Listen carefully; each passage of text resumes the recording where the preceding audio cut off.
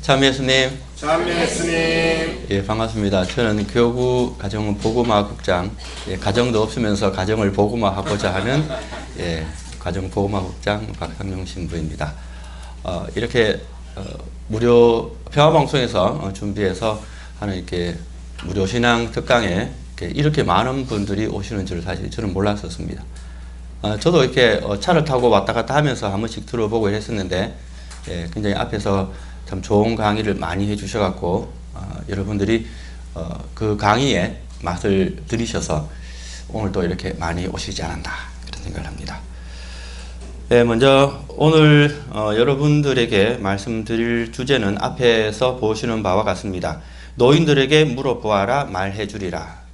이거는 모세가 세상을 떠나기 전에 이스라엘 백성들에게 유언처럼 남긴 그 말씀 가운데 하나가 이거였습니다. 그러니까 이 말씀이 그냥 모세가 허투루 그냥 했는 그 이야기는 분명히 아닐 겁니다. 신명기 32장 7절에 나오는 이 말씀을 주제로 해서 말씀드리려고 합니다. 이 주제만 보셔도 저 앞에서 무슨 이야기를 하겠구나 하는 걸 대충 아시겠지요? 시작하면서 먼저 시작기도 다 함께 바치겠습니다. 이 기도는 바오로 6세 교황님의 가정을 위한 기도입니다. 성부와 성자와 성령의 이름으로 아멘. 앞에 보시면서 같이 하시겠습니다. 가정 공동체의 원천이며 기초이신 하느님, 저희가 가정 안에 나자렛 성 가정과 같은 사랑과 덕을 본받게 해 주소서. 혼인 성사 안에 저희에게 주신 당신의 은총이 저희의 생각과 행동을 선으로 이끌게 하시며 저희 가정이 사회를 이루는 가장 작은 기초가 되게 하소서.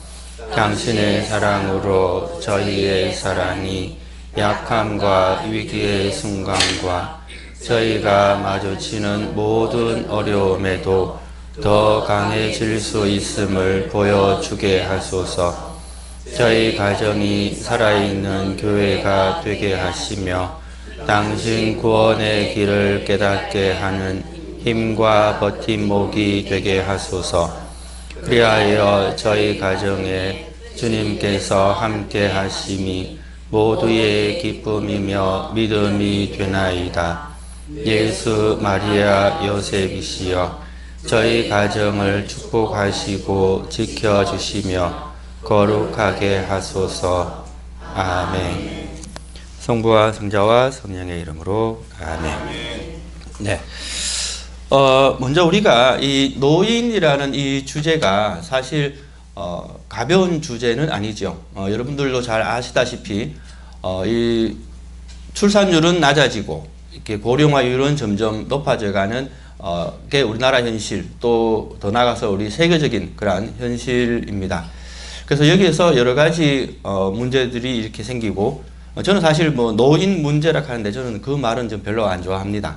노인 문제가 아니라 노인이 많아진 현상일 뿐이지요. 그걸 갖고 노인이 많아지는 거 가지고 그것을 문제다 이렇게 말하는 데는 저는 어폐가 있다고 생각합니다. 근데 보통 보면은 우리가 쉽게 이야기를 하면서 노인 문제 하는데 저는 그 말을 그 고령화 현상 또 그렇게 표현을 하는 것이 더 맞지 않겠나 그런 생각을 합니다. 그래서 먼저 우리가 이런 그 문제가 어떻게 해서 생기게 됐고 또 왜 이걸 문제라고 하는가 하는 그런 것들이 그 배경이 무엇인가 하는 것을 먼저 이해를 좀 하고 넘어가면은 더 쉬울 것 같습니다. 왜 노인이 많아지는 것을 문제라고 하는가 하는 그것을 먼저 그 배경을 좀 보면 좋겠습니다. 그래서 우리를 둘러싸고 있는 흐름이 어떤 것인가 그냥 이런 것이 있구나 알아두시면 됩니다. 여러분 다 아시는 겁니다. 먼저 우리가 제일 생각해 볼 수 있는 것은 이 산업혁명이라는 것이 지금 있었죠. 지금은 제4차 산업혁명 시대다 이런 이야기를 하는데요. 1차 산업혁명 시대에는 철도가 놓이고 또 전기기관이 그게 만들어짐으로써 발명됨으로써 새로운 혁신을 사실 가져왔습니다. 일일이 소가 일하고 말이 일하고 하는 데서 그리고 또 옮기는데도 뭐 달구지가 이렇게 짐을 옮기는 데 있어서 이제는 철도 그리고 전기기관을 통해서 더 빨리 많은 일들을 해낼 수 있게 된 것이 산업혁명, 1차 산업혁명 것이고요. 그리고 또 2차 산업혁명이면은 그때부터는 이제 더 나아가서 전기가 들어오게 되고 이제는 어떤 한 사람이 모든 것을 다 하는 것이 아니라 이제 분업을 해서 나는 요걸 하고 그 다음 사람은 거기서 다른 일을 하고 그래서 점점 더 세분화되는 그런 모습의 형태를 띠게 됩니다. 그리고 3차 산업혁명부터는 이제 컴퓨터라는 것이 등장하기 시작하죠. 이때부터 이제 엄청난 더 이렇게 발전이 더 가속화되게 되었습니다. 근데 4차 산업혁명 시대, 오늘날은 이제 4차 산업혁명 시대다 이렇게 이야기를 하는데요. 이 내용들은 여러분들이 이미 다 알고 계시는 내용들입니다. 그래서 어떤 단순히 그냥 컴퓨터로 그냥 이렇게 글을 쓰거나 아니면은 인터넷을 하는 이 정도가 아니라 이걸 넘어져서 이제는 자기 스스로가, 기계 스스로가 이렇게 움직일 수 있는 그런 것, 그리고 또 한참 우리가 대구가 지금 중심지로 지금 되고 있는 무인 자동차 이런 것들, 그리고 이제는 앞으로 의사 선생님 여기 계신지 모르겠지만은 죄송하게도 의사라는 그 직업도 앞으로는 없어질 것이다. 왜냐하면은 로봇가 그런 것들을 다 대신하기 때문에 그런 이야기가 나올 정도로 이 로봇 산업이 정말 첨단을 향해서 지금 달리고 있습니다. 이래서 이런 그 여러 가지 단순한 컴퓨터 작업을 넘어서는 이런 것들이 인간의 지식이나 기능 이런 것들을 이렇게 대신함으로써 생활을 더욱더 편리하도록 하는 것이 4차 산업혁명이라고 이렇게 볼 수 있습니다. 근데 여러분들이 4차 산업혁명 시대가 다 되면은 좋을 것 같습니까? 근데 여러분들이 쓰시는 그 뭡니까? 휴대폰. 이제는 단순히 전화나 문자 기능 그 이상 아닙니까? 그죠? 예. 그래서 여러 가지 것들을 할 수 있는 그것들 보면은 어떤 기능은 나의 그 생활 리듬을 관리해주는 그런 프로그램도 있고, 지금은 잘 시간이구나, 컨디션이 이렇기 때문에 지금은 자야 되고 몇 시에 나야 되고 이런 까지 관리해주는 그런 프로그램이 있는 거 보면은 참 우리가 한편으로는 편하겠다 싶으면서도 또 한편으로는 조금 무섭다 이런 생각이 들기도 합니다.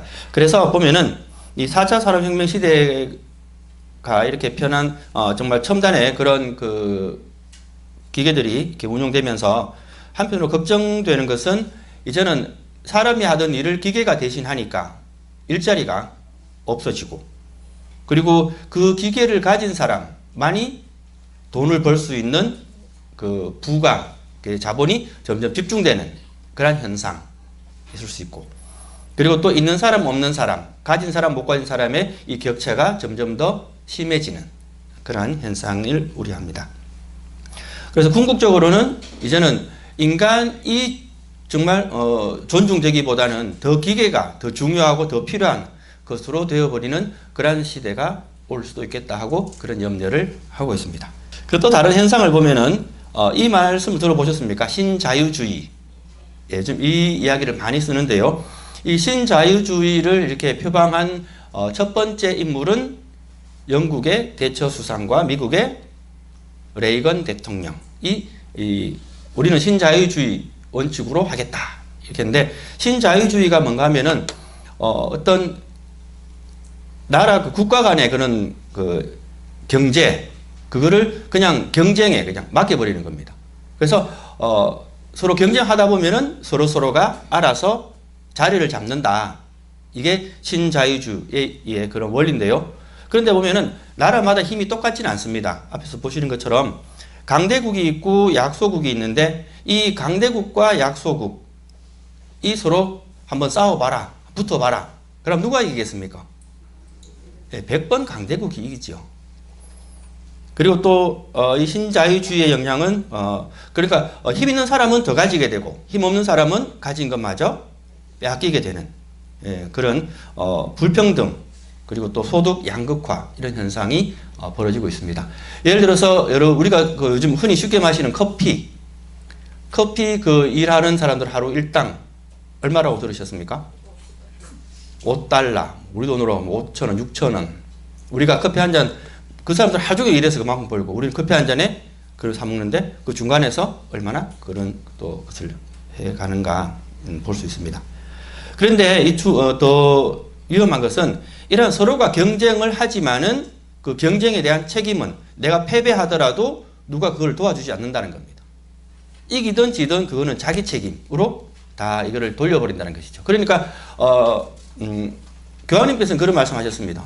이 고삐 풀린 망아지와 같은 이 자본, 거대 자본을 국가가 통제를 해야 된다라고 하는데 여기 신자유주의 개념에 의해서는 통제를 하지 않습니다. 그러니까 이기는 사람은 이기는 걸로 가고 지는 사람은 알아서 뭐 굶든지 밥을 굶든지 뭐 어디 뭐 하든지 알아서 해라. 이런 게 지금 신자유주의의 모습입니다. 이것이 결코 국가 간의 일만이 아니라 우리 그 개인 안에서 우리 사회 안에서도 이러한 모습으로 점점 더 많이 이루어지고 있는 게 사실입니다. 그러니까 어떤 뭐 사회 어떤 학교를 졸업하고 사회에 진출을 못하더라도 그거는 자기의 책임이지 국가가 그런 걸 책임질 것은 아니다. 이렇게 이야기를 하고 있는 것입니다. 이런 주의가 우리 주변에 흐르고 있고요. 그래서 이 신자유주의는 최소한의 생존과 독립성을 위협하고 그리고 가지지 못한 사람은 점점 주변부로 밀려나게 되는 그런 주변화 그리고 힘의 논리만이 이렇게 작용하는 것이 바로 신자유주의의 논리 그 속에 우리가 살고 있다 것입니다. 그리고 옛날에는 우리가 개인주의라고 말했지 않습니까? 그죠? 네, 개인주의라고 이렇게 했는데 요즘은 더 나아가서 초개인주의 이런 말 씁니다. 초개인주의. 그래서 개인주의와 초개인주의의 차이가 뭔가 하면은 개인주의는 공동체 안에서의 개인을 이야기했다면은 초개인주의는 공동체와 분리된 개인을 이야기하고 있는 것입니다. 그래서 봉건 사회에는 어떤 사회적 규범이나 집단, 개인은 사실 없었죠. 그리고 또 근대로 오면서 점점 이제 사람들이 소위 말하는 의식이 깨어나면서 그런 사회성에 기반한 개인 그리고 또 사회에 대한 책임을 묻는 그런 사회였다면은 현대에 와서는 이제는 공동체와 나는 같은 입장이 되어 버린 것이죠. 그러니까 내가 굳이 공동체의 말을 들을 이유도 없고 공동체가 나를 간섭할 이유도 없게 되어 버린 것입니다. 그리고 자기 스스로 기억해서 이렇게 뭐 독창적으로 해서 내만 잘 되면 된다. 그래서 개인적인 성취 이것이 최고다. 그런 생각을 하고요.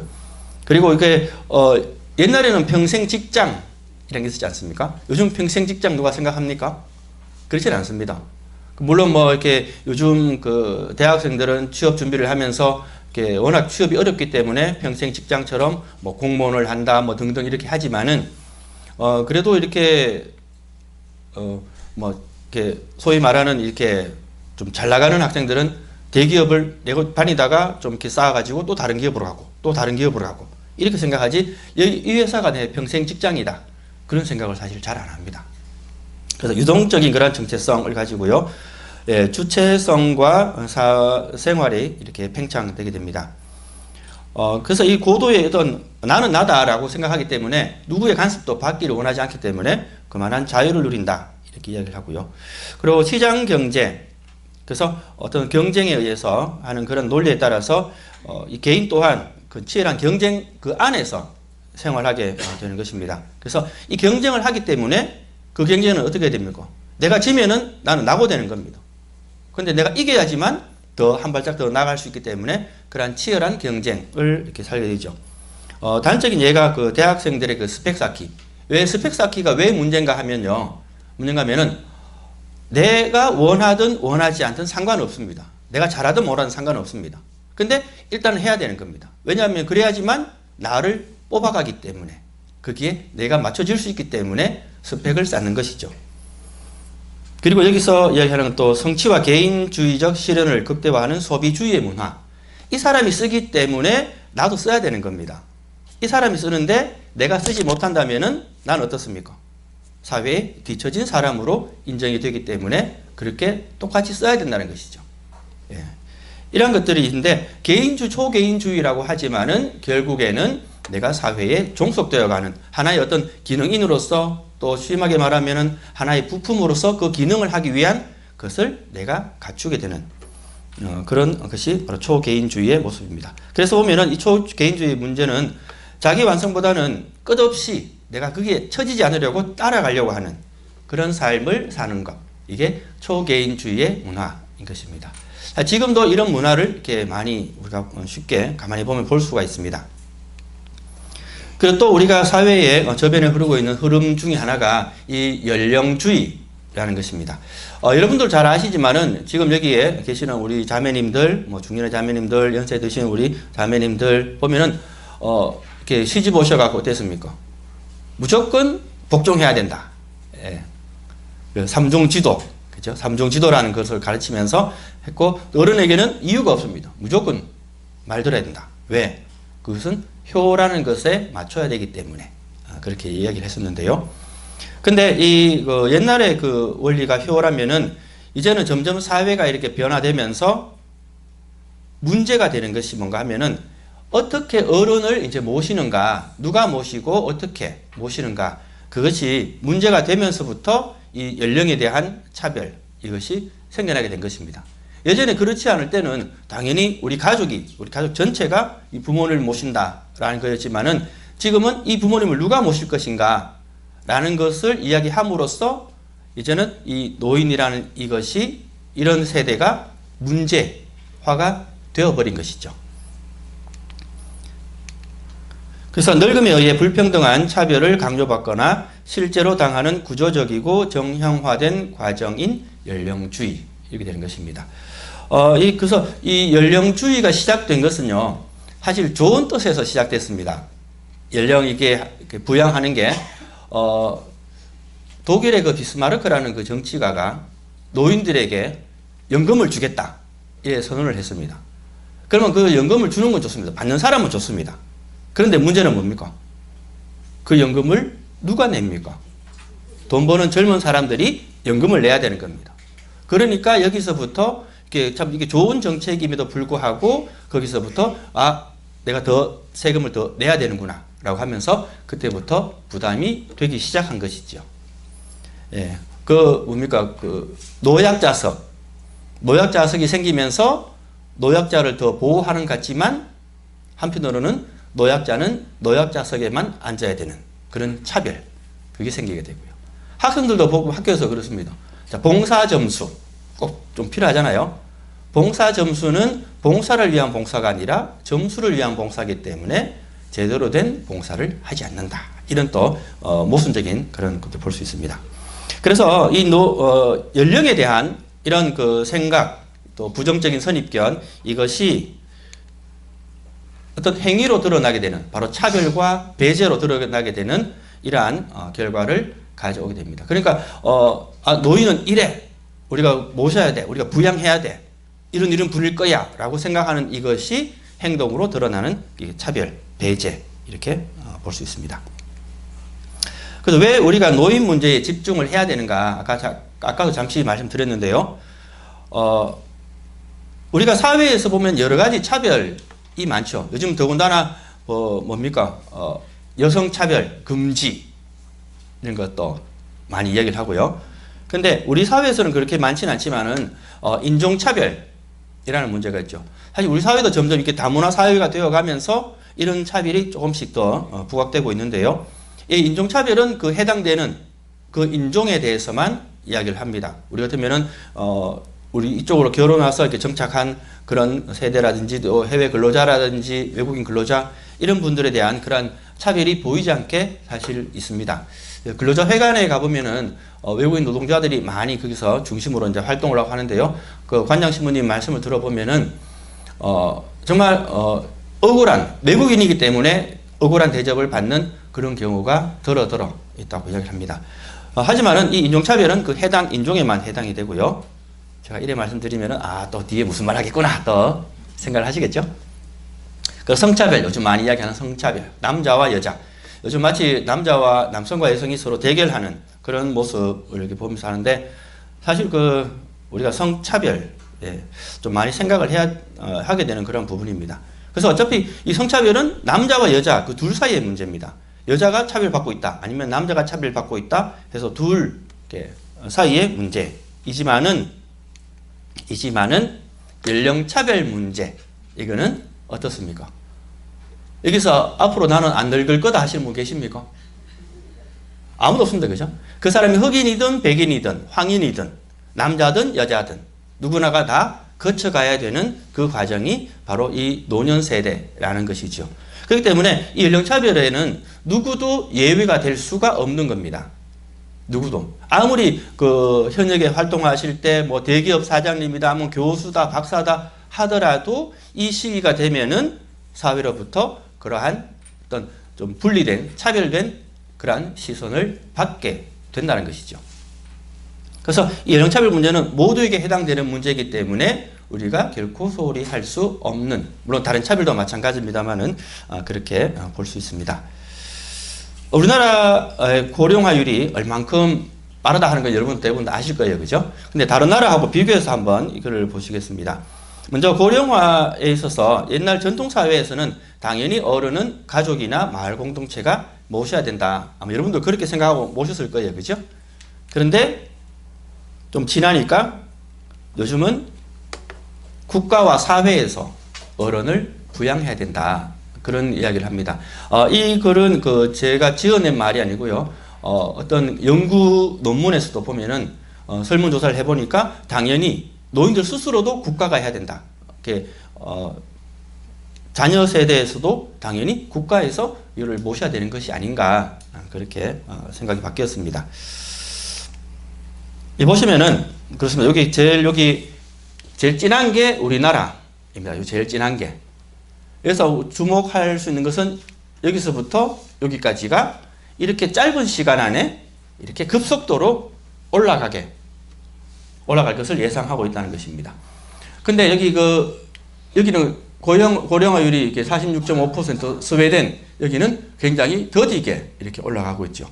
우리나라보다 고령화율은 높았지만은 점점 더딘 속도로 되고 있는데 우리나라가 가장 빠른 속도로 이렇게 돼서 2075년 여기는 10명의 젊은 사람이 8명의 노인들을 부양해야 된다 하기까지 이르게 되었습니다. 네. 이런 거라서 우리가 이만큼 고령화율이 빠르다. 고령화가 진행되는 이유가 두 가지 있지요. 첫 번째가 수명이 길어지니까, 평균 수명이 연장되니까 점점 이렇게 돌아가시는 분보다는 점점 이렇게 오래 사시는 분들, 오래 사시니까 그만큼 길어지고 또 하나 문제가 있죠. 출산율이죠. 저출산. 그래서 사실 이렇게 적게 태어나고 이렇게 오래 사시니까 점점 위에 그 노인 세대가 점점 더 많아지는 이렇게. 그래서 이 부양비가 이렇게 높아지는 그런 현상을 가지게 됩니다.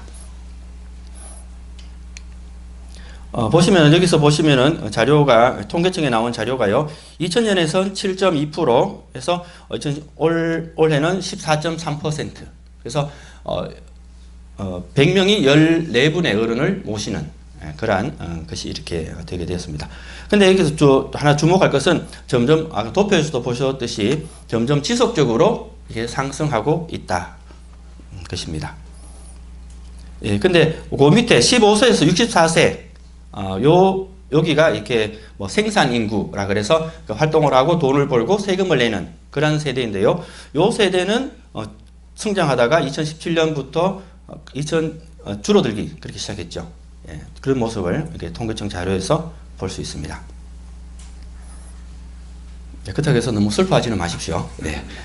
큰일 났다. 이렇게 생각하실 필요는 없습니다. 우리는 하나님 믿잖아요. 그죠? 하나님 믿으시니까, 하나님께서 우리가 열심히 잘 이렇게 좋은 생각을 하고 잘 할 수 있도록 우리를 이끌어 주십니다. 우리나라의 독거노인, 고령화율이 높아지면서 또 생각할 수 있는 것은, 혼자 계시는 노인들의 숫자가 또, 많을 수밖에 없죠. 그래서, 같이 계시는 그 노인 부부 가구도 늘어나고 있지만은, 우리가 좀 고민을 해야 되는 부분이 혼자 계시는 노인들, 이 부분을 또 생각을 또 해야 되는데요. 그래서 이렇게 보면은 이제는 19.1% 노인들 가운데서 19.1%가 혼자 계시는 노인들이다. 이렇게 조사가 되고 있습니다. 그래서 사실 본당에서나 이렇게 우리가 이런 노인들한테도 사실 이렇게 우리가 시선을 좀 돌리는 그러한 적극적인 모습이 또 필요할 것입니다. 자, 그렇다면 노인은 어떤 특성을 가지는가?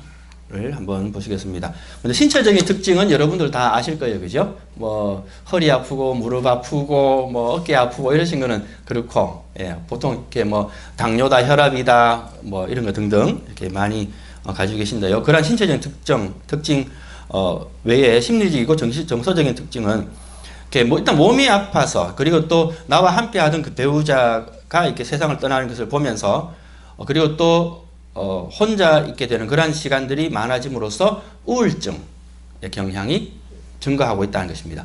어떻게 보면은 우리 교우들께서는 이거를 그렇게 잘 못 느끼실 수 있습니다. 왜냐하면은 성당에 나오시니까 레지오 활동을 하시기 때문에. 그런데 성당에 이렇게 나오지 않으시는 어떤 활동을 하지 않으시는 분들 같으면은 하루 종일 있어도 누구하고 이야기할 사람조차 없는 그런 시간을 보내는 분들이 꽤 많다고 알고 있습니다.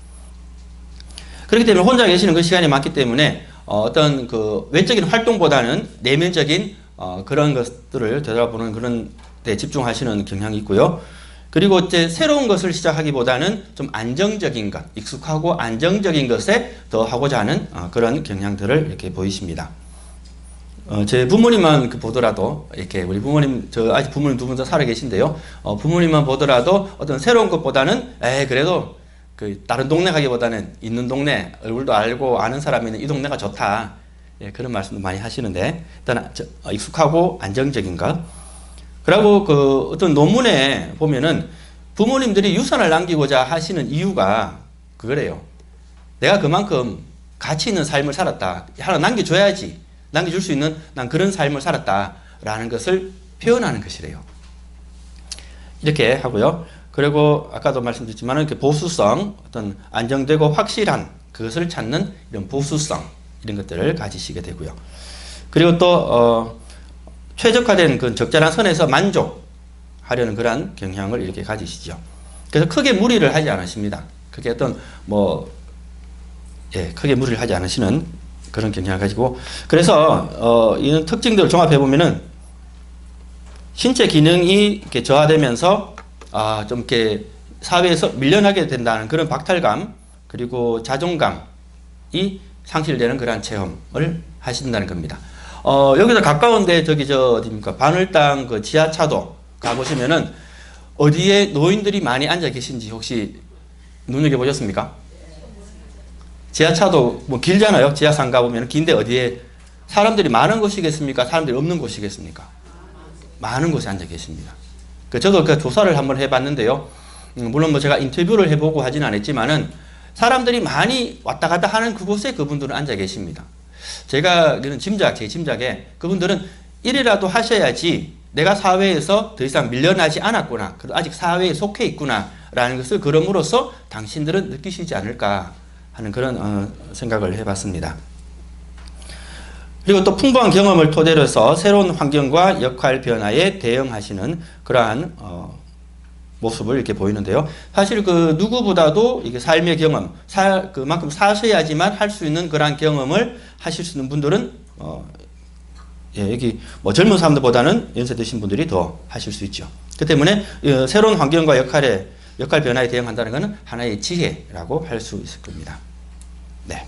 그 사회적인 특징 보면은 노인의 그 직업 역할, 내가 예전에 현역에서 하던 그런 것들을 내려놓음으로써 이제는 내가 할 수 있는 것이 별로 없다라는 것을 사회 안에서, 가족 안에서 그것을 느끼시게 된다는 거죠. 그래서 보면은 그런 경우 많습니다. 예전에 그 월급을 받고 돈을 벌고 하실 때보다 은퇴하시고 나서는 오히려 자녀에게 의존하게 되고 더 의견을 더 들으려고 하시는 그런 모습을 이렇게 보게 되는데요. 그만 가족 내에서 영향력이 약해지는 그러한 모습이고, 그리고 부모의 역할을 상실하게 된다는 겁니다. 사실 부모님의 역할이라 그러면은 그렇죠. 뭔가 자녀에게 항상 해줘야 되고 뒷바라지 해줘야 되고 책임져야 되고 하는 이런 것들이 부모님의 역할이라고 생각을 하시잖아요. 저는 안 해봐서 모르겠지만은. 그런데 이런 역할을 오히려 아버지 됐습니다. 제가 알아서 하겠습니다. 이런 일이 되면서 오히려 더 부모님의 역할을 상실하게 되는 그러한 특징을 가지고요. 그리고 또 많은 여가 시간, 삼고라고 있죠. 삼고. 노인들이 겪는 세 가지 고통. 예. 가지 보면은 그 병고, 고독고, 무위고 이 세 가지가 삼고잖아요. 병은 말 그대로 병이고 고독은 혼자 가서 외롭고 그리고 무위 할 것이 없어서 아침에 일어나면 오늘 뭐 하면서 하루 지냈고 걱정하시는 예. 그런 것들을 생각합니다. 그래서 보면은 저 노인들이 많이 모여 계시는 뭐 두류공원 또 경상감룡공원 이런 데 가시면은 하루 종일 거기 앉아 계셔요. 예. 특별히 하시는 건 없는데 사실 뭐 하실 일이 없기 때문에 예. 그런 분들 계시고요. 그 자녀에 대한 의존성이 증가하는 그런 모습들 그리고 아직도 그래도 나는 부모다라는 그런 것이 생각을 가지고 계시기 때문에 물론 아닌 건 아니죠. 근데 희생적인 그런 내 가족을 위해서 어떤 희생도 하실 수 있는 그러한 것을 하시고 그리고 또 하나 안타까운 것인데요. 준비되지 않은 노년이라는 겁니다. 준비되지 않은 노년.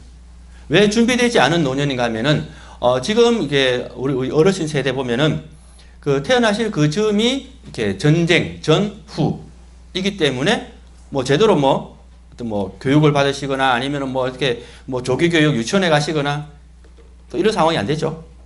그리고 전쟁이 끝나니까 이제 전후 복구를 위해서 또 보릿고개 이런 것도 또 겪으셨고 이제 전후 이제 그 전쟁이 좀 복구되니까 이제는 잘 살아보세요를 또 하는 겁니다. 새마을운동하고 산업화라니까 막 하루 종일 뼈 빠지게 일을 하셔야 되는 거예요. 그러고 나니까 정신 차려 보니까 이제는 노년 이런 거죠. 그래서 당신들이 이제 태어나면서부터 뭐 즐기면서 내가 노년이 되면 은퇴하고 나서 이런 걸 해야지라고 준비하실 그런 시간이 없었다는 거죠. 그러니까 지금 와서는 나는 뭘 할지 모르겠다. 아침에 일어나면 뭘 하지? 이런 분들이 많으시다는 거예요. 그래서 이 사회적인 특징을 이렇게 요약하자면은 일단 낮은 자존감으로부터 해서 부정적인 사회 구성원으로서의 정체성을 가지게 된다. 나는 별로 크게 도움이 안 되는 그런 존재인가? 그렇게 생각을 하시게 된다는 거죠. 좀 안타까운 일입니다. 계속 우울한 말씀만 드리고 있는데요. 자, 여기서 요 광고를 하나 보시겠습니다.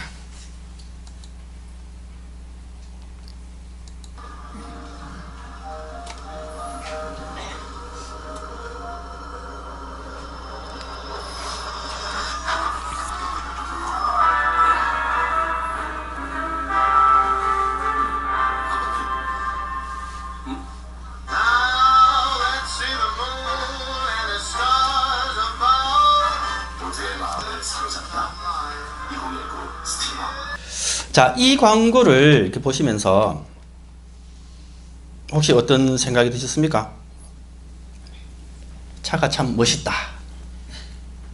예, 이 광고 보시면서 사실 광고라는 것은 단순히 상품을 팔기 위한 것이 아니라 상품을 팔기 위해서 요즘 어떤 시대인가 사람들이 어떤 생각을 하고 어떤 것을 좋아하고 어떻게 해야지만 이 사람들 구미에 맞춰서 이것을 팔 수 있나 하는 그런 생각을 많이 해서 나온 작품이기 때문에 광고를 잘 보면은 요즘 시대가 어떻구나 하는 걸 알 수 있거든요. 그 요즘에 그 뭡니까 보험이나 은행이나 이런 거를 광고 많이 나오잖아요. 그거는 뭐를 이야기하겠습니까? 그만큼 경제가 어렵다. 예, 그렇기 때문에 그 은행이나 이런 업체들이 살아남기 위해서는 그 광고를 해야 되는 거죠. 그런 걸 반영하듯이 방금 보신 이 광고도 어떻게 보면은 하나의 그 우리 시대를 좀 반영하는 그러한 모습인데요. 어떻게 보셨습니까? 처음에 어땠습니까? 처음에 좀 완전 할아버지는 아니지만은 중년의 할아버지가 그 차 열쇠를 탁 짚는 것도 아니고 손가락으로 씩 밀고 탁 건드리고 그죠? 그러다 갖고 뭐 혼자 생각을 합니다. 와, 차 좋다 하면서 하는데 좀 있으니까 옆에서 아버님 이렇게 부르니까 손을 또 씩 뺍니다.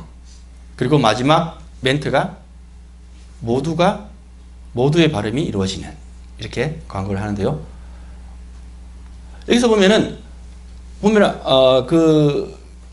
그 연세 드신 그분은 이것을 손대는 게 굉장히 조심스러운 거예요. 물론 뭐 내 차가 아니기 때문에 그럴 수도 있지만은 한번 줘봐라 한번 보자 하면서 할 수도 있지만은 굉장히 조심하는 거예요. 여기서 보면은 누가 갑이고 누가 을이겠습니까?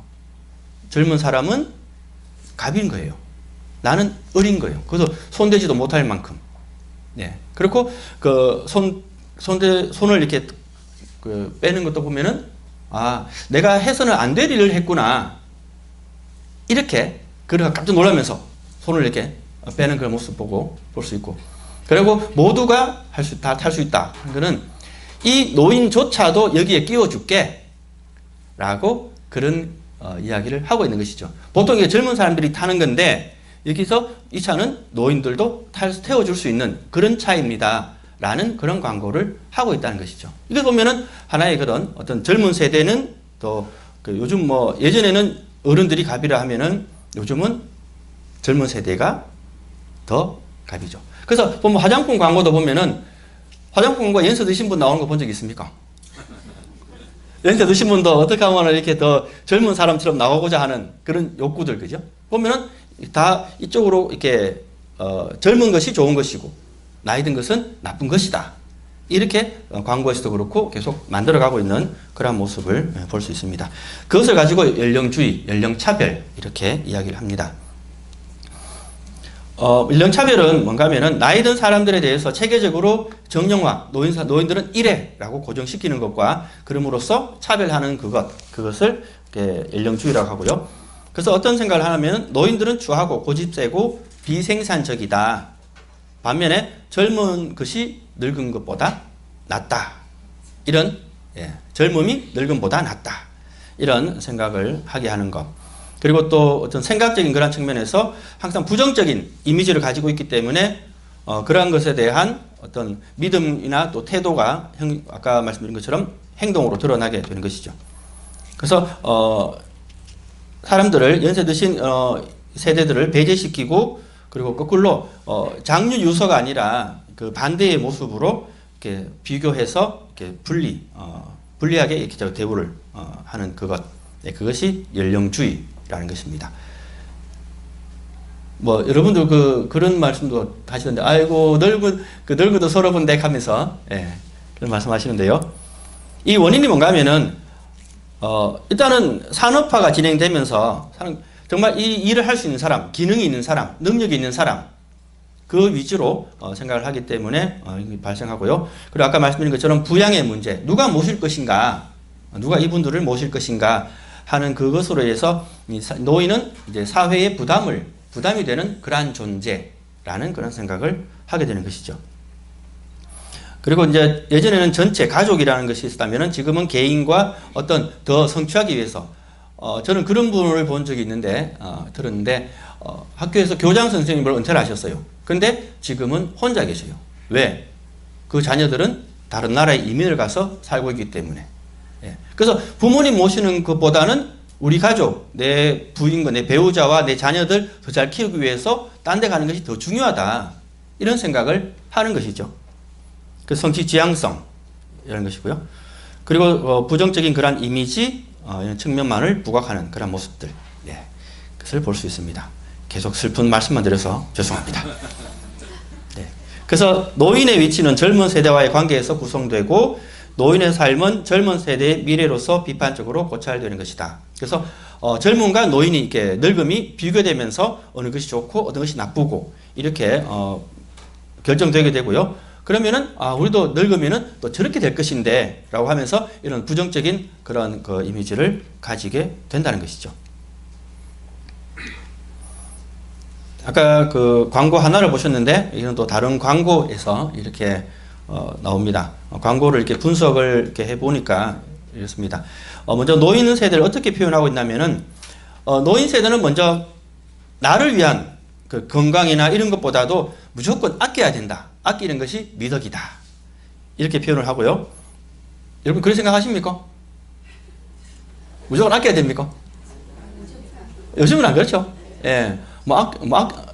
아끼기보다는 또 나를 위해서 쓰는 그것을 많이 생각을 하시게 되는데요. 그리고 또 이렇게 논리적인 그런 것보다는 무조건 말 들어야 돼. 무조건 효를 해야 돼. 그렇게 하는 유교적인 윤리관을 답습하는 그러한 경향, 그것을 이해하고요. 그리고 보면은 가부장적 그런 사고. 그래서 광고에서 어떻게 나오나 하면은 할아버지는 깨끗한 모시 저고리를 입고 뒷짐지고 걷고, 할머니는 뒤에서 머리에 이고 손에 들고 뒤따라가고, 이런 광고들을 이렇게 보내고 있습니다. 그리고 또 편안하고 안정적인 생활 방식, 집에서 이렇게 화초에 물 주면서 특별한 그거 없이 그것이 전부, 그것으로 만족하는 것으로 설정하고 있고요. 그리고 또 베푸는 사람이라기보다는 스스로 할 수 없는 받는 사람, 이런 표현들 있습니다. 그래서 제가 본 광고는 어떤 것인가 하면은 어떤 자동차 홍보 광고였는데 노인들을 모셔가서 읍내 가서 그 영화를 보여드리고 팝콘을 사드리고 해서 다시 모시고 오는 그런 광고였는데요. 근데 노인들 스스로는 그거 못 가시는 거예요. 이 사람들이 차로 모시고 가니까 갈 수 있다. 이런 것들이 있고요. 그리고 보면은 더군다나 이렇게 여성 노인 같으면은 별로 부끄러움도 없고 주저함이 없는 이런 이미지로 이렇게 나온 걸 봤습니다. 보면은 뭔가 하면은 그냥 아까 그 광고에서 우리 또 언제 데려갈 거야? 또 데려가죠? 하면서 이렇게 하시는데 예. 그런 모습으로 이렇게 비춰지는 그런 광고를 본 적이 있습니다. 그래서 아까 말씀드렸지만은 이 광고라는 것은 사회가 어떻게 이 시대의 흐름을 파악하고 있는가 하는 것이기 때문에 여러분들 댁에 가셔서도 TV 보실 때 광고를 잘 보시면은 그 광고에 우리 지금 사회의 모습이 담겨 있다. 이것도 그렇게 틀린 말은 아닐 것입니다. 이게 어디 있는 말이죠? 사람이 무엇을 위하여 세상에 낳느냐. 그죠? 천주교 요리문답. 예, 1항의 첫 번째 질문. 예, 아마 답은 다 아실 거고. 예. 지금 가정보고마국에서는 가톨릭 금빛신문을 이렇게 만들어서 한 달에 한 번씩 이렇게 나가고 있습니다. 물론 이 금빛신문은 그 65세 이상 그 살레시오 기자단 그분들이 이렇게 취재를 하고 글을 만드시는데요. 일단 금빛이 뭔가 하는 것은 일단 말씀드리고, 예전에는 사실 노인이라는 말이 굉장히 품위 있는 말이었죠. 집안의 어른이라는 명칭이 노인인데 그만큼 존경도 받고 품위를 가진 어른이다라는 것이 그 노인이 가지고 있는 호칭인데요. 요즘은 노인이란 말 쓰면은 많이 싫어하셔요. 앞에서 이렇게 말씀드릴 때 우리 기자단만 해도 회칙에 65세 이상의 신자 노인 이러니까 손을 딱 드시더만은 신부님 그 노인자 빼고 신자라 하면 안 되겠습니까? 이렇게 말씀을 진짜 하셨어요. 예? 하셨는데 이 노인이란 말이 굉장히 부정적인 이미지로 많이 쓰여지고 있는 게 사실입니다. 근데 성경에 보면은 백발은 영광의 면류관이고 의로운 길에서 얻어진다. 그 백발을 이렇게 그 하나의 그런 품위의 상징, 존경의 상징으로 성경에서도 이야기하고 있는데요. 그래서 저는 그 가톨릭 은빛 신문을 가톨릭 금빛 신문으로 바꿨습니다. 1호부터 12호까지는 가톨릭 은빛 신문, 13호부터는 가톨릭 금빛 신문인데 왜 금빛으로 바꿨는가 하면은 지나온 삶의 품위와 그 가치를 표현해 줄 수 있는 게 바로 금이라는 그런 그 이미지에서 금빛으로 이렇게 바꾸게 됐습니다. 어떤 분들은 그래도 은빛이 안 낫나 하는데 저는 은은 그만큼 품위와 그 노년의 가치를 제대로 표현해 주지 못한다고 생각합니다. 예, 오히려 금이 정말 그런 표현을 잘 해주는데요. 그래서 이거는 어떤 황혼기가 아니라 황금기, 저는 이렇게 생각하면 좋겠나. 그래서 이걸 썼는데요. 천주를 알아 공경하고 자기 영혼을 구하기 위하여 낳느니라 라는 그 1항에 대한 대답이 보면은 바로 삶의 목적을 가르쳐 주고 있는 그러한 것인데, 황금기에서 이러한 진지한 그런 묵상, 숙고 이런 것들을 하실 수 있는 시기이기 때문에 저는 황금기라고 저는 생각을 합니다. 그렇다고 해서 뭐 활동을 하지 마시고 이것만 하십시오. 그런 건 아니고요. 자, 앞에 요거는 일부러 여기 써봤는데, 영어로 써봤는데요. 예. 성서에 나오는 노인들. 예. 노인을 어떻게 성경에서 이야기하고 있는가 하는 그 부분인데요. 레위기에는 이런 말씀을 합니다. 너희는 백발이 성성한 어른 앞에서 일어서고 노인을 존경해야 한다. 너희는 하느님을 경외해야 한다. 나는 주님이다. 라고 이렇게 레위기에서 얘기합니다. 그리고 신명기에서는 얼굴이 뻔뻔스럽게 생긴 그들은 노인을 존경하지도 않고 어린이를 불쌍히 여기지도 않는 민족이다. 라고 이렇게 얘기하면서 바로 노년은 존경의 대상이 되어야 된다. 라는 것을 분명히 성경에서도 이야기를 하고 있습니다. 그리고 또 어떻게 이야기하면은 앞에 참 주제에도 말씀드린 노인에게 물어보아라 말해 주리라 라는 이것과 또 에스라서에 나오는 주님의 옛집을 보았던 많은 노인들이라는 표현을 쓰면서 노인들은 그만큼 삶의 경험, 역사적인 경험을 많이 가지고 계신 분들이다 라는 것을 여기서도 이야기하고 있습니다. 그리고 노인들은 거리에 나와 앉아 모두 함께 좋은 일들을 이야기하고 젊은이들은 화려한 군복을 입었다. 삶의 경험에서 나오는 좋은 일들. 그리고 노인들의 이야기를 소홀히 하지 마라. 예. 풍부한 경험은 노인들의 화관이고 그들의 자랑거리는 주님을 경외합니다. 예. 그래서 노인들이 가지고 있는 가장 정말 보물로서는 당신들이 가지고 계신 그러한 경험, 그것이 가장 커다란 보물이라는 것. 누구도 그 시간을 거치지 않았으면은 알 수 없는 그러한 보물들을 가지고 계신다라는 것을 이야기하고 있습니다. 이제 분위기가 조금 밝아지죠. 예, 앞에 우울했던 분위기에서. 그래도 노인에 대해서 이야기하는 것은 지혜입니다. 백발의 지혜가 있고 장수의 슬기가 깃든다 하면서 이런 노년은 바로 지혜로 가득 찬 그러한 시기이다.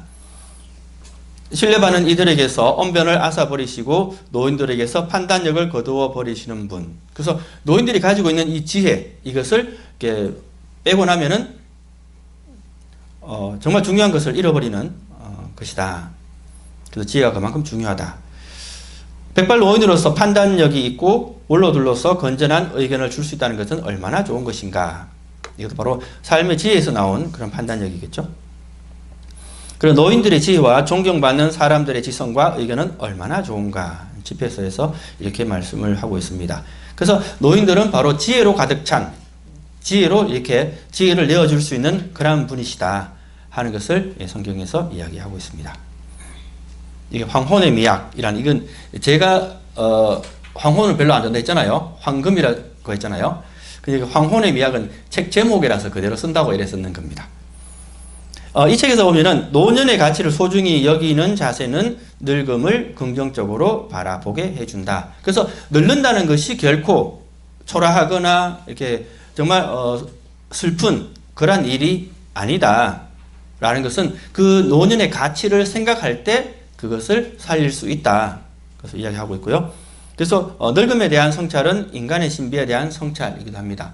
그래서 사람이 태어나고 이 세상을 마무리하는 그것을 성찰하게 되는 것이 바로 이 늙음에 대한 성찰이다라고 하는데, 태어나는 사람들은 이것을 생각하지 않죠. 갓 태어난 아기가 내가 세상에 왜 태어났을까 이런 생각을 하겠습니까? 안 하지요. 누군 그러시던데, 누구는 우리 아는 태어나자마자 엄마 수고했어요 이렇게 하더라면서 하는데, 예. 사실 이게 우리가 태어나면서부터 세상을 떠나는 이때까지는 사실 하나의 인간이 가지고 있는 그런 신비지요.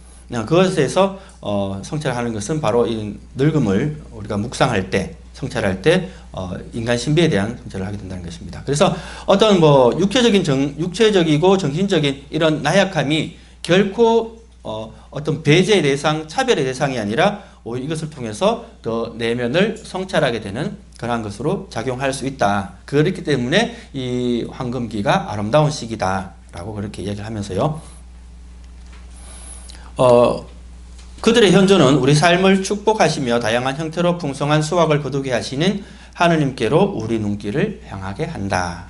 예. 어른들이 집에 계신다는 것은 그만큼 하느님께서 저렇게 정말 어려움을 겪고 또 그 어려움을 이겨내고 지금까지 오게 하신 하느님의 그런 축복을 우리가 생각하게 한다 것입니다.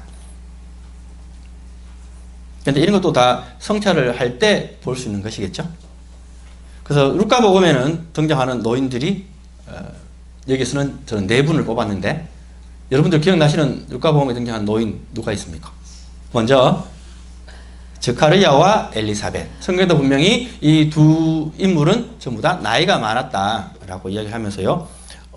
어떤 점이 멋있는 점인가 보면은 이것은 거기서 나오죠. 저카르야의 노래. 주 이스라엘의 하느님께서는 찬미 받으소서. 그분께서는 당신 백성을 찾아 속량하시고 당신 종 다윗 집안에서 우리를 위하여 힘센 구원자를 일으키셨습니다. 라고 뒤에도 있는데 이 앞부분만 발췌했습니다. 그리고 다음에는 이거는 누가 했는 말입니까? 당신은 여인들 가운데서 가장 복되시며 당신 태중의 아기도 복되십니다. 내 주님의 어머니께서 저에게 오시다니 어찌된 일입니까? 엘리사벳. 그죠? 예, 잘 알고 계십니다. 이 말씀들을 우리가 하면은 이분들 분명히 노인들이 하신 말씀입니다. 그죠? 근데 여기서 보면은 하느님께서 자신들에게 자비를 베푸셨다는 사실을 증거하고 하느님께서 당신 백성에게 자비를 베풀고 구원하실 것을 예언하고 있는 그런 모습을 볼 수 있습니다. 그래서 어떤 하느님에 대한 그런 믿음의 증거를 여기서 하고 있다는 것이죠. 다음에 또 누가 나올까요? 시메온과 한나. 예. 시메온은 성전에서 아기 예수님을 이렇게 봉헌하고자 했을 때 그것을 기다렸다가 그런 분이고요. 기다린 분이고, 한나 이분도 연세가 많아서 이렇게 연세가 많으신데 성전을 떠나지 않고 밤낮으로 기도하시는 분인데요. 이분들의 말씀을 보면은 이 시메온이 하신 그 말씀은 주님 이제야 말씀하신 대로 당신 종을 평화로이 떠나게 해 주셨습니다. 제 눈이 당신의 구원을 본 것입니다. 예. 이 하신 그 말씀, 그리고 한나도 같은 때에 나와 하나님께 감사드리며 예루살렘의 속량을 기다리는 모든 이에게 그 아기에 대하여 이야기하였다. 근데 이것이 왜 멋진 노은으로 평가될 수 있는가? 이 말씀이 사람들의 모범이 되며 어떻게 하면 삶을 성취할 수 있는지를 보여주고 있다는 것입니다.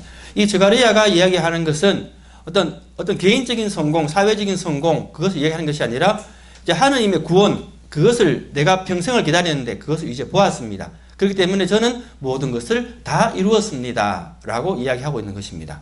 그렇기 때문에 어떤 삶의 그 어떤 성취가 무엇인가, 완성이 무엇인가 하는 것을 보여주고 있고요. 그리고 한나 예언자는 다른 사람들에게 축복이 되는 일에 노년의 의미가 있음을 알게 해준다는 것입니다. 그래서 어떤 베푸는 시기죠. 오히려 받는 시기보다는 오히려 베푸는 시기, 정말 축복, 복을 빌어주고 어떤 지혜를 가르쳐주고 하는 이런 시기가 바로 노년의 시기다라는 것을 이야기하고 있기 때문에 멋진 노년 이렇게 제목을 붙여봤습니다. 이제 그 마무리를 하면서요, 제 말씀보다는 우리 프란치스코 교황님의 말씀을 함께 좀 나누고자 합니다. 사랑의 기쁨이라는 교황님의 그 가정에 대한 권고를 보시면서요, 예, 말씀을 좀 나누고자 합니다. 48항에 이런 그 말씀이 있습니다. 고도 산업 사회에서 출산율은 낮아지는 반면에 노인들의 수가 증가하고 있으며 이들이 부담으로 여겨질 수 있습니다. 우리도 공감하는 바입니다. 그죠? 다른 한편 노인들에게 필요한 돌봄은 종종 사랑하는 이들에게, 특히 가족입니다, 부담을 줄 수 있습니다. 어떻게 해서든 죽음의 순간을 멀리하려는 현대사회에서 삶의 마지막 단계에 대한 존중이 더욱 필요합니다. 취약하고 도움이 필요한 노인들은 때로는 단지 경제적 이익만을 위하여 부당하게 착취당합니다. 많은 가정들은 한 인간 존재가 주님의 파스카 신비 안에서 완성에 이르고 하나 되는 의미를 강조하는 가운데 삶의 마지막 단계를 맞이하는 것이 가능하다는 사실을 보여줍니다. 네. 그래서 여기서 보면은 우리가 사실 우리 가정 전체가 복음화 된다면은 이것이 그냥 단순히 다 세례받고 하는 그것만이 아니라 정말 그 부활의 신비, 그런 희망을 가지고 함께 살아가는 그 가정이 저는 복음화된 가정이라고 생각을 하는데요. 이것도 여기서 복음화된 이 가정이라면은 삶의 마지막 단계, 그것들에 대한 그 순간에 대한 그런 수용도 사실 필요하다는 것이죠. 그래서 있을 때 뭐 즐겁고 뭐 이런 것만이 아니라 그런 순간조차도 우리 가정이 받아들일 수 있는 것, 그것이 바로 부활의 신비를 이렇게 완성하는 그런 모습입니다. 그 191항에 교회는 나이 든 이들에 대한 무관심과 경신은 물론이며 성마른 사고방식을 따를 수 없고 그렇게 하고 싶지 않습니다. 노인들이 자신이 속한 공동체의 살아있는 일원이라고 느끼게 하려면 감사와 존중과 환대의 집단의식을 일깨워야 합니다. 그래서 많은 본당에서 노인 성경대학을 하시거나 아니면은 또 뭐 이렇게 경로잔치 이렇게 하시고 한데요. 사실 그거는 단편적인 것만이 아니라 이 구성원 자체, 노인 세대 역시 우리와 함께하는 공동체의 일원이다 라는 이런 의식이 필요하다는 것을 말씀을 하고 있습니다. 그래서 노인들은 남자와 여자 그리고 아버지와 어머니로서 우리보다 앞서 우리가 가는 길과 우리가 사는 집에서 존엄한 삶을 위하여 날마다 노력해온 이들입니다 라고 교황님께서 분명히 말씀을 하고 계십니다. 그래서 그분들의 삶이 보면은 정말 우리 시대를 보더라도 정말 어려운 시기를 이렇게 지내셨고 그분들의 그 수고와 노고 덕분에 오늘날에 우리가 있다는 것, 이런 발전된 우리나라가 있다는 것, 그것을 생각할 때 결코 소홀히 그분들의 수고를 소홀히 할 수 있는 것은 아닌 것이죠. 그래서 저는 젊은이와 노인이 새롭게 서로를 끌어안는 넘치는 기쁨으로 버리는 문화에 맞서 도전하는 교회가 되기를 바랍니다. 예, 이런 말씀을 이렇게 합니다. 그래서 버리는 문화라는 것은 소비주의 문화가 보면은 정말 이게 필요한 것은 내가 사지만은 필요 없는 것은 언제든지 버리는 거잖아요, 그죠? 그래서 어쨌든 뭐 옷이라든지 뭐 신발이라든지 여러 가지 물건들을 정말 못 쓰게 돼서 버리는 것이 아니라 다른 새로운 것, 더 좋은 것이 있기 때문에 있던 것을 버리고 새로운 것을 사는, 그게 바로 소비주의 문화지 않습니까? 예, 그래서 이것도 이런 것을 적용하다 보면은 어떤 그 기능적으로 조금 이렇게 약하고 또 이런 분들을 이렇게 배제시키는, 이것도 사실 하나의 소비주의 문화라는 거예요.